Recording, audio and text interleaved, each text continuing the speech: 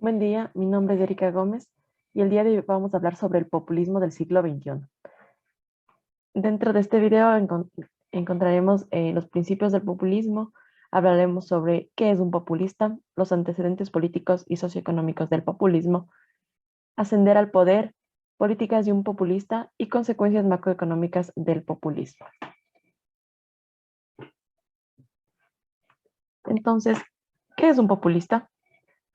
Viene del latín populus, que significa nación, gente en su conjunto o masas. El populares gobernaba movimiento de masas de Roma, eludiendo al Senado y apelando al pueblo.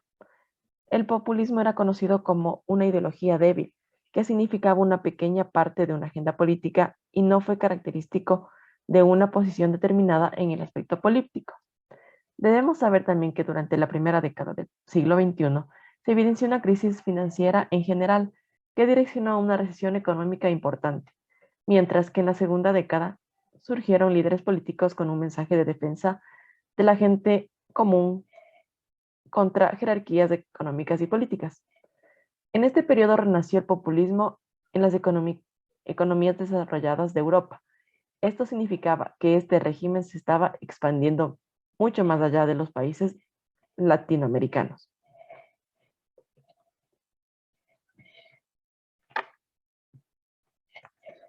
Los antecedentes políticos y socioeconómicos del populismo. Los regímenes populistas surgían cuando existía crisis, cuando el ambiente político y socioeconómico de un país estaba cambiando. Al combinar inestabilidad, economía, gobierno disfuncional y desigualdad social, daba paso a los líderes populares, con el sustento que las masas eran privadas de sus derechos políticos y económicos. Los hogares de clase media y baja eran afectados económicamente a diferencia de las clases altas, en donde se podía observar una división marcada de gente común y élite. Un ejemplo de cuando se vio el populismo fue en la crisis económica de Venezuela, en la que se colocó a- al presidente Chávez en la década de 1980, generando una recesión prolongada sobre la sobrevaluación de la moneda e inflación. En 1973 Venezuela era próspera y estable, sin embargo, a mediados de la década de 1980, la recesión y la caída de los precios del petróleo redujeron el PIB per cápita en un 15%. Esto incrementó la pobreza y aumentó la creencia de que los partidos políticos candidatos eran corruptos. Esto hizo que Chávez ganara la candidatura.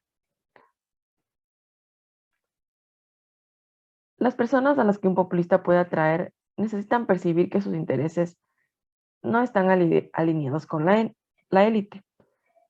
En la población masiva es más común la desconfianza en las instituciones y en sí el sistema y en si el sistema funciona a comparación con el pensamiento de las élites.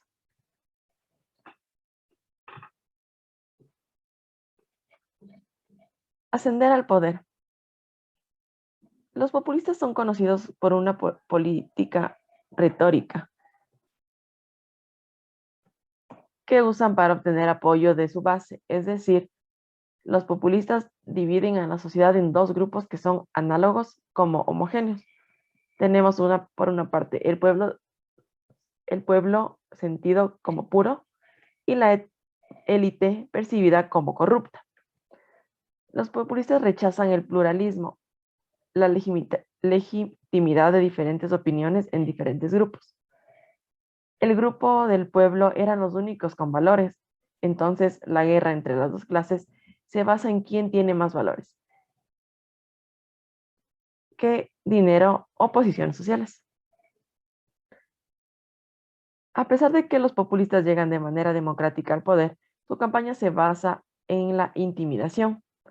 Los ataques se centran en la élite económica y política, banqueros, medios de comunicación u otras que se consideran en contra de su moral. Las políticas de un populista. Podemos hablar sobre cuatro, son los mercados de productos, mercados laborales, mercados capitales y mercados de la información. Los mercados de productos se controlan mediante políticas anticomercio, comercio, subsidios y nacionalizaciones. Los mercados laborales, para los mercados laborales, los principales métodos son el control, nacionalización, sindical y antimigración.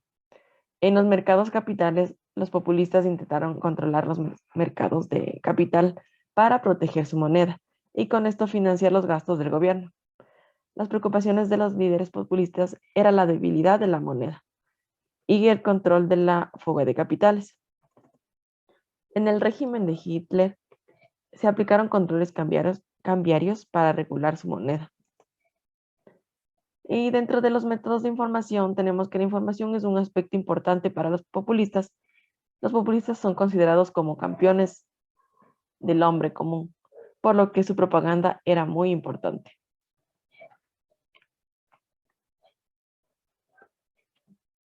Ahora bien, tenemos cuáles son las consecuencias macroeconómicas del populismo. El populismo deja muchos impactos en la macroeconomía de los países. En el caso de populistas que no incrementan el crecimiento económico, crean estancamiento que incluye crecimiento bajo o negativo, inflación, moneda débil y problemas presupuestarios. Por otra parte, los que logran producir crecimiento descuidaban por otra parte los temas sociales como la desigualdad y la corrupción. En los casos de bajo crecimiento de la economía, se implementan políticas fiscales y crediticias intensivas, pero esto funciona en un periodo muy breve y se vuelve a los problemas anteriores, que significan bajos salarios, problemas en la balanza de pagos, entre otros problemas que pueden existir. Ahora bien, podemos hablar también sobre el impacto que generó el populismo en algunos países como Venezuela, Italia y Brasil. En Venezuela existió una recesión económica. En el gobierno de Chávez no se logró la recuperación de la economía. Además, sus constantes intervenciones en la economía y mercados de activos por nacionalizaciones, controles de capital y fijación de precios resultó en una debilidad monetaria prolongada. El gasto público incrementó la inflación, agravado por las devaluaciones de la moneda e impresión de dinero. Una parte del gasto de programas sociales se financió con préstamos extranjeros que fueron líquidos en su momento, pero era un gasto que generaría grandes déficits de manera posterior. Por su parte, Italia tuvo un estancamiento económico. En el gobierno de Berlusconi no hizo nada por topar los problemas económicos en los que se encontraba Italia. Y entre los años 2000 al 2010, el PIB bajó, no hubo incremento del crecimiento y tuvieron bajas tasas de desempleo.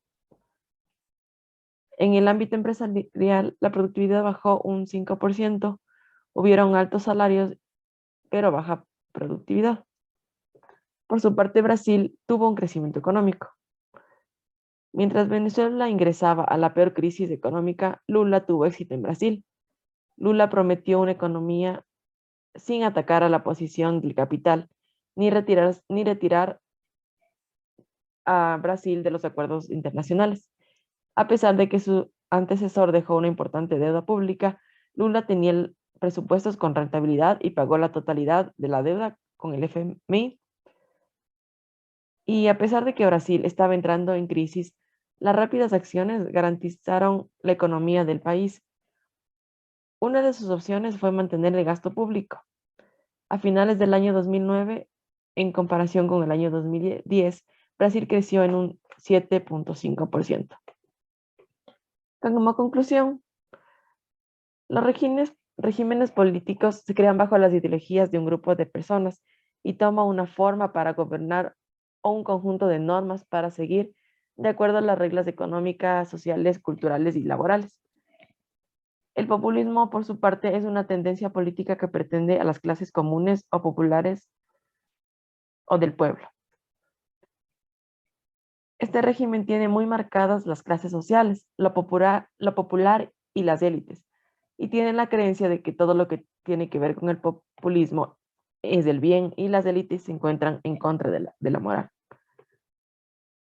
El auge del populismo en el siglo XXI generó incertidumbre sobre los negocios y sobre el funcionamiento de los mercados, la moneda, los impuestos y los gastos públicos. Estas incertidumbres afectan en las decisiones de inversión, financiamiento laboral e incluso la liquidez de las empresas. Los efectos macroeconómicos de un régimen populista son significativos.